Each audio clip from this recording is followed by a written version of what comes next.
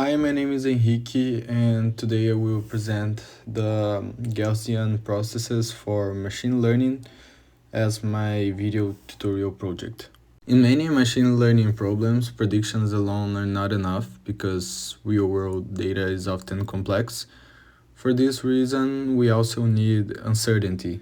That is why predictions need confidence estimates. This idea is shown in the figure where the lines represents the prediction and the shaded region represents the uncertainty around it. Now I'm gonna show what is a Gaussian process. That is basically a probability distribution over functions.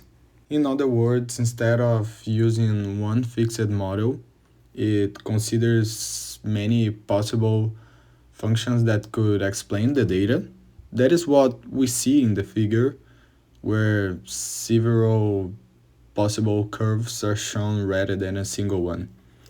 And then, after observing the data, unlikely functions are ruled out. As a result, the model produces a prediction that includes both a mean and an uncertainty. And the same idea is summarized by the formula at the bottom, which represents the Gaussian process model. The main inductive bias of Gaussian processes is smoothness. This means that the model assumes smooth functions instead of abrupt changes. And because of that, nearby points are expected to have similar outputs. And this behavior is defined by the kernel, which controls how strongly nearby inputs are related. Gaussian processes rely on some important assumptions. First, functions values are jointly Gaussian. This means the model treats the function's values at different input points as part of one Gaussian structure. Second, smoothness is defined by the kernel, so the kernel expresses the idea that nearby inputs should often behave in a similar way. In addition, the model assumes that observation noise is Gaussian. It also assumes that this noise is independent across observations. And in other words, the random noise affecting one data point doesn't directly affect another one.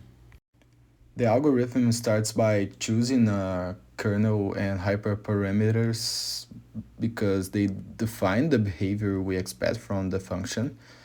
So before seeing the data, we already choose the kind of patterns the model will prefer. And then it computes the covariance matrix, which captures similarity between the training points. And this step is important because the Gaussian process uses similarity to connect the observed data points. After that, it updates the prior with the observed data. So the model starts with assumptions and then adjusts them based on what the data shows. Finally, for a new input, the model predicts a mean and a variance. The mean gives the predicted value, while the variance tells us how uncertain that prediction is.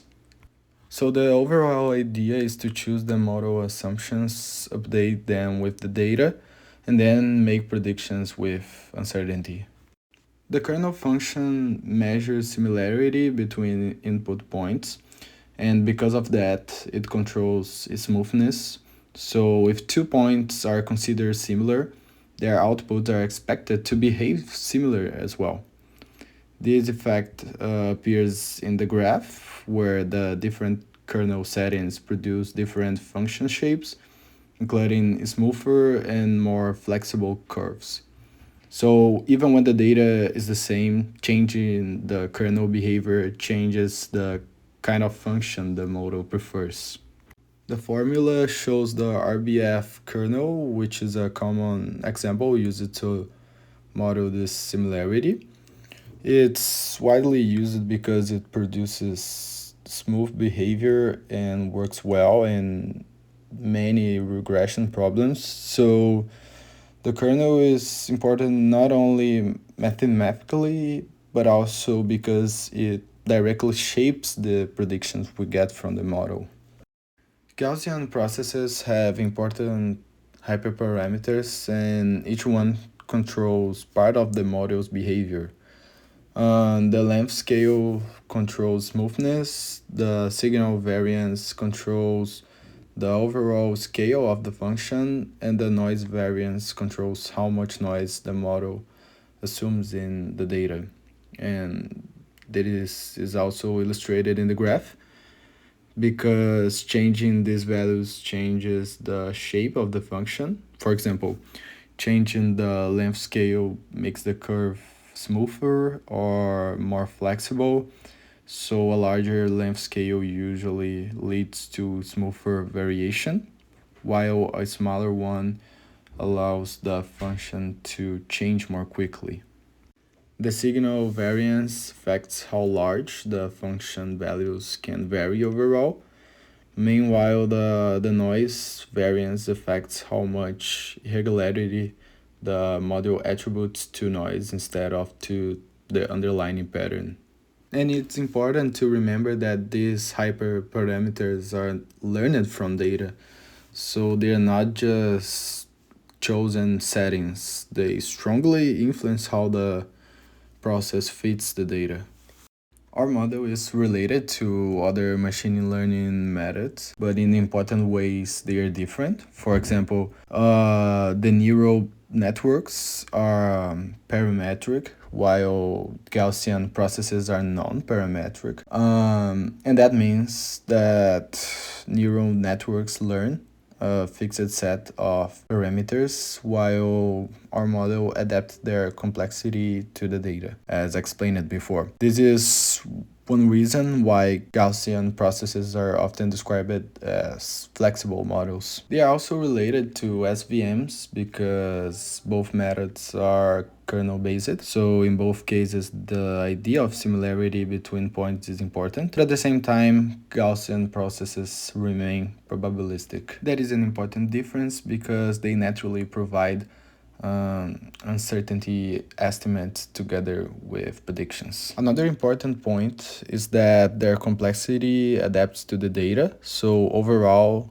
Gaussian processes combine ideas from kernel methods with probabilistic interpretation. But of course, we have limitations, and one major is computational cost, which grows as O of n cubed, and because of that, they are not very scalable for large data sets. Another limitation is kernel selection, since performance depends a lot on choosing a suitable kernel. So although Gaussian processes are powerful, they can also be really expensive and sensitive in practice. One application of Gaussian processes is healthcare, where they can be used to predict glucose levels or patient health trends over time.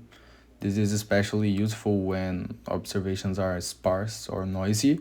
And in many healthcare settings, data is not collected perfectly, so a method that can work with limited or noisy observations is really valuable. In addition, the model provides uncertainty, which supports safer decisions. That matters in healthcare because it is important to know not only the predicted trend, but also how reliable that prediction is. It can also help with clinical forecasting and monitoring. For example, it can support decisions about whether a patient trend looks stable or uncertain. And this can be seen in the figure where the curve shows the predicted trend and the shaded region shows the uncertainty around that prediction. To summarize, Gaussian processes are a flexible probabilistic model. They work well with small data sets and provide uncertainty estimates. And because of that, they are useful when confidence matters, not only prediction accuracy.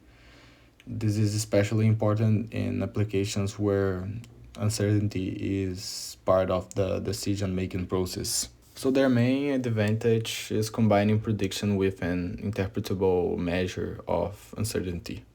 And to finish, these are the references used in this presentation. Thank you for watching.